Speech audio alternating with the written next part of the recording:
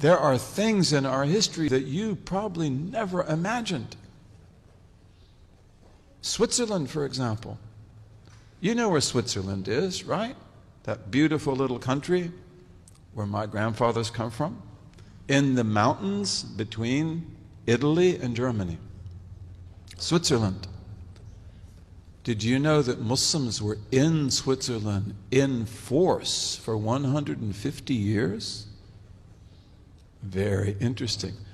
How did they get there? Caliphate of Cordoba. The Caliphate of Cordoba. What? And what would they be interested in doing in Switzerland? Oh, they were smart people. And how did they do it? Sea power. Because Spain is always a sea power. Portugal is always a sea power. But the Muslims in Spain and Portugal, they controlled the Atlantic and the Mediterranean. And they built incredible ships. They built incredible ships. And why did they build such incredible ships? There were also ships of war. Vikings. The Vikings. So, and why did the Vikings even appear in history? Muslim Spain and Portugal. Because Muslim Spain and Portugal became so wealthy that they dried up the wealth of Northern Europe. This is pretty well proven in economic history. And countries like what is today Denmark and Norway and Sweden and England and Northern Germany and Holland, they became poor because nobody would go there anymore. It's like there's no profit. Merchants are always looking for profit. The merchants that are in Italy and France and elsewhere, they no longer want to go north. Because what do you get there? Sheepskin, flax, wood. You go to Spain and Portugal, all you have to do is pay jizya. You pay the jizya and you're protected by the state. And then you get gold and silver and silk and oranges and lemons and everything in the world. It's really amazing. This is true. And I could even tell you, because you had people at the University of Michigan who were the masters of this. I don't know if the one in particular is still alive. His name is Ehrenkreuz. Is he still alive? You know, Professor Ehrenkreuz. He was one of my companions. He was the person who worked on this. Okay, so this meant the Vikings have to come out. And the Vikings, you probably have seen movies about Vikings. Those are usually exaggerated. But the Vikings come out. Where did the Vikings first go? Lisbon, Portugal. Great Muslim city. Great Muslim city. And they sack it because Lisbon had never been protected from the Atlantic because of the fact they didn't have any enemies on the Atlantic. And they sacked Lisbon, and they took out of it tons of goods and women and children as well. And then they come down to attack Seville. These are all Muslim cities, Muslim ports. And the caliph at that time, his name was Abdurrahman III. He said, he was building the Mosque of Cordoba. And he said, I won't put a brick on another brick until we get rid of these fire worshippers. He called them fire worshippers. He also called them Normans, Northmen, Nurman. They called them Northmans. They called themselves Northmen as well. He said, I won't do, he said, stop the mosque. He said, we will fight these people. We will defeat these people. We'll teach them a lesson. You don't do this to our cities. You want to trade with us? That's one thing. But you want to do this? No, we will teach you a lesson. And the great Maliki scholar of Cordoba at that time is one of our famous teachers, Ibn al-Habib. He said, you are the Khalifa. You know, he didn't say you can chew gum and walk at the same time. They didn't chew gum then.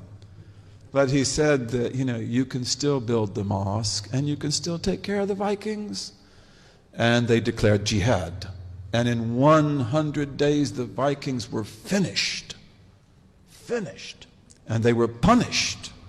And many of the Vikings became Muslims. And they were settled in Spain, in a city that I visited called Jerez de la Frontera. Jerez de la Frontera, which we called in Arabic Sheresh. And it always remained a Scandinavian Muslim city. And there were Vikings in Denmark as well. And ambassadors went to Denmark to see who are these Vikings and how do they fight. Because they have these really fast ships that they use to attack. But what do they do with the women and children? Because they take lots of women and lots of children, we have to ransom them. In Islamic law, you must ransom the prisoner. All the women and children they've taken off to Denmark, we've got to get them back. This is also why the ambassador is going. We'll pay you gold. We'll get them back. But give back our children. Give back our women. Okay, so they go there. But also they go there to learn who are these people and how do they fight. And one of the things they learn is that they have war boats. That's what you see in the movies, right?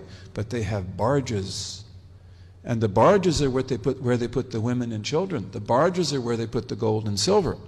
Okay, so this means that they are actually not so, that they have vulnerability because the barges don't move very fast. And that means that they have to always protect their barges at sea. And so they say, then this is the way we'll deal with the Vikings. We will build ships that are as fast as their ships. And our ships will have cannons on the front, which they call nefata. Nefata means naphthalene cannons. They're cannons that use gassy oil. And you put fire to it and it explodes and it shoots out a ball of fire. And it will burn up their ships. And then on the back we will have archers with crossbows and with regular bows. And if you want to look at, you've seen how samurais have made swords? Samurai sword is incredible. We made swords that would have competed with that. We made arrows. We were really good at what we did. So they say, we'll have our archers and they will have so many arrows that they can fight for a whole week without stopping. And then we'll have boarding areas because we're going to conquer the Vikings at sea. We're not going to just drive them off. And then peace was made with the Vikings for about 16 years. The old king died. Many Vikings became Muslims during that time. The old king died. The new king said, the old king made the treaty. I didn't make the treaty. I don't agree. And so he came back, to maybe attack Lisbon and Seville or other cities. There are lots of cities in Spain and Portugal.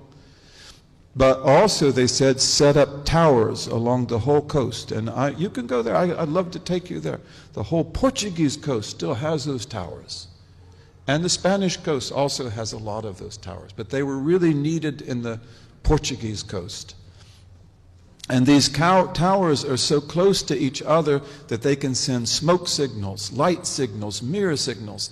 And they have a whole code to communicate. And then any time a Viking ship appears, you send the signals out, whether it is day or night, and we go out and get them on the sea. You've got to fight them on the sea. You cannot let them attack you on land. And so the Vikings come back. The first time when they attacked Lisbon, they had like 50 ships. The second time, they had almost 70. 70 warriors. 70 ships of warriors, of Viking warriors. And the Muslims attacked them at sea. And they burned half the fleet. And they took all their barges. And the rest of the fleets escaped. And they went into the Mediterranean. They attacked Morocco, Nadur. They attacked other places. Okay? And that is one of the most important battles in history. You remember that when you studied in school. You never heard about that, did you? But that is one of the most important battles in human history. And then those ships they will then take to Mallorca. All of the islands of the Mediterranean were Muslim islands. All of the islands of the Mediterranean embraced Islam even before Spain and Portugal. Mallorca, Menorca, Ibiza. Have you ever been to Ibiza? Ibiza. What word is Ibiza from? From Arabic. Yabisa. Dry island. Yabisa. Ibiza. And then they establish ships in Majorca, and on that basis they go up to Switzerland from the Rhone River. Very, very interesting. Very interesting. We have got to write history. We've got to write history. We gave a lesson in Detroit, on African roots in America, African Muslim roots in America, and also pre-Muslim roots in America. And that's not a dream, that's not an illusion, that's historical fact. But why didn't we study that in our history books? We've got to write our own history books, bi-idhnillahi ta'ala.